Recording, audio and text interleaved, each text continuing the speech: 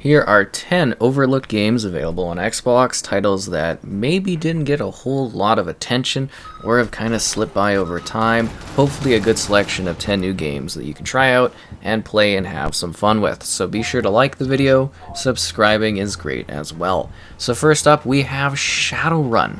So this was a really great tactical multiplayer focused game where you go in with these fantasy characters and creatures and you battle it out. It's round based, so you're kind of getting like money each round and then you get more abilities.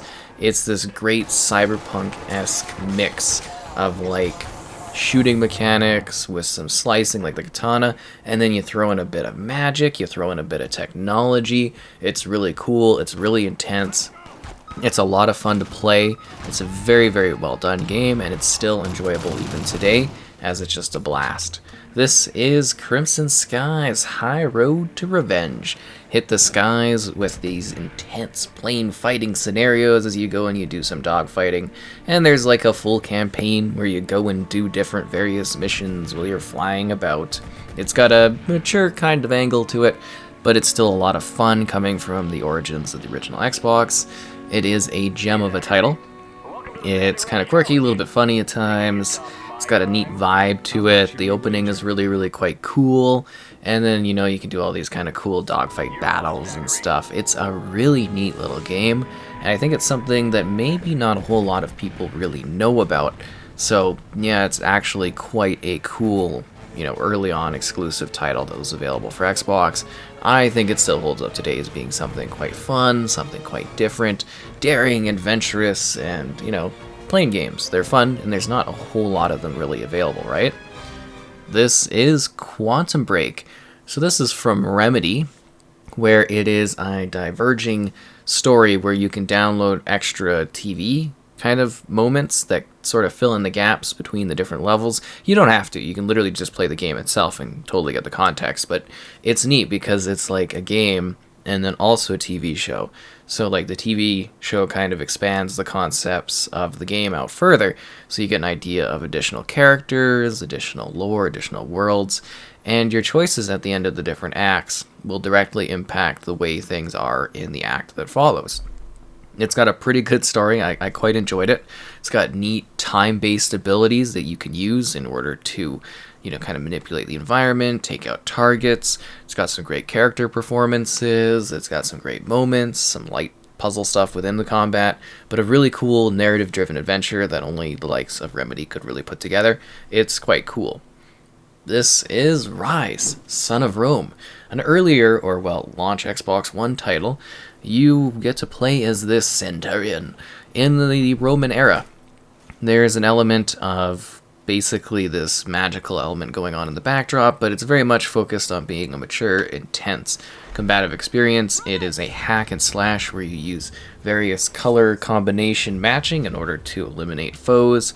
There's an intensive single-player game. I still think visually this looks really good even today. And there's also this really fun gladiating multiplayer experience. So if you can find a pal, you can go up against all of these different gladiator scenarios. There's a ton of extra content maps for that multiplayer.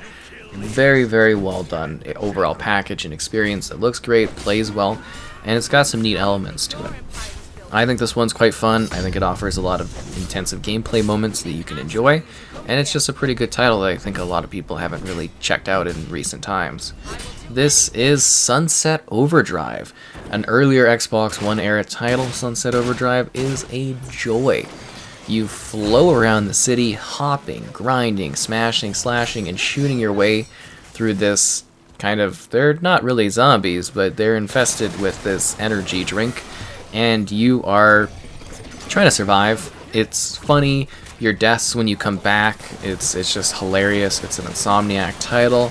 It was such a gem. It's a shame they never took things further with this one, as it was just an absolute blast. I found it to be hilarious, entertaining, weird, over the top, and just a bit crazy. A neat open world featuring zany characters, intense personal customization for your character, and just a range of different activities for you to take part in, collectibles to gather, and a good time to have.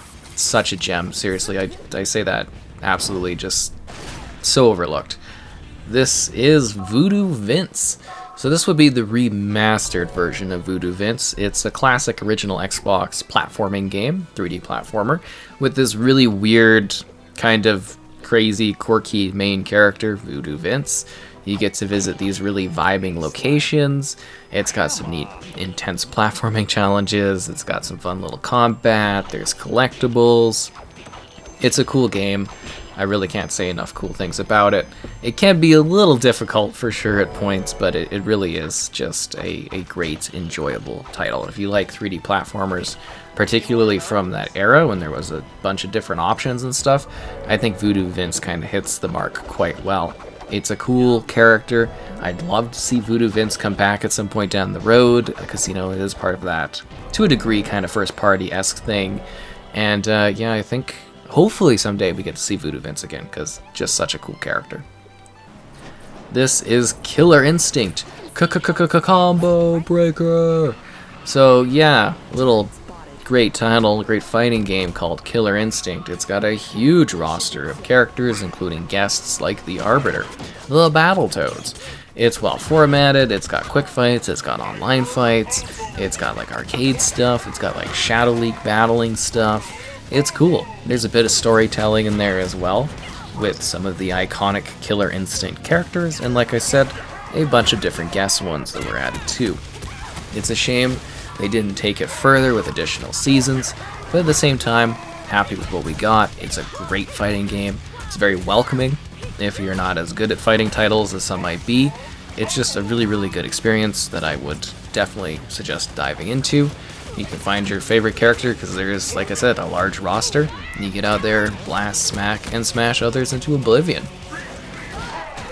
This is Lost Odyssey, a exclusive title for the Xbox platform in the 360 era. This JRPG is considered to be very, very well loved by many.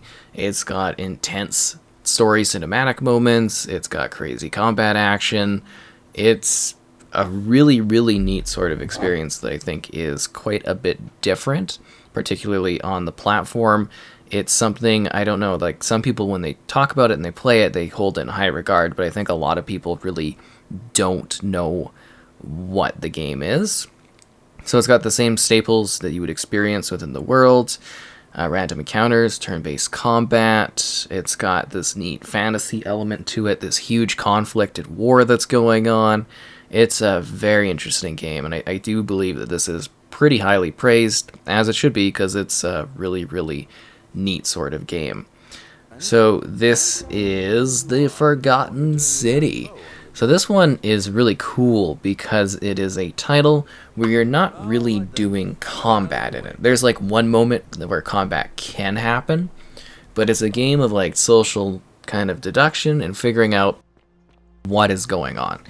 There's some looping elements to it. I'm trying not to spoil anything, but there's an intensive narrative where you go in and you try to figure out who is breaking the golden rule. Many people could be breaking it. There's multiple endings that can happen, and it's just a very, very interesting story that very much feels sort of like Elder Scrolls-like in terms of dialogue, but what can happen is wildly different based on what you find out, what you discover, who you talk to, the steps you create to solve the scenario. It's a really, really cool game, and just something not a lot of people have played, sadly. This is Vampire. So this game is where you get to play as a vampire doctor.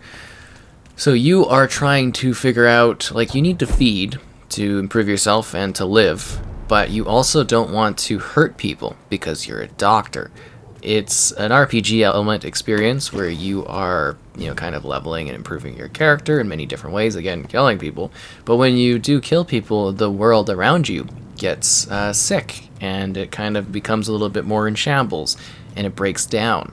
There is a story behind it where you're dealing with people that hunt vampires, other vampiric monsters. You need to make choices, and you need to live with your choices because things can go south really, really fast in this one. But it's a cool experience from Dontnod, and it is a fun little smaller title that actually really packs above its weight class, I think so. Like the video again, and subscribing is great as well.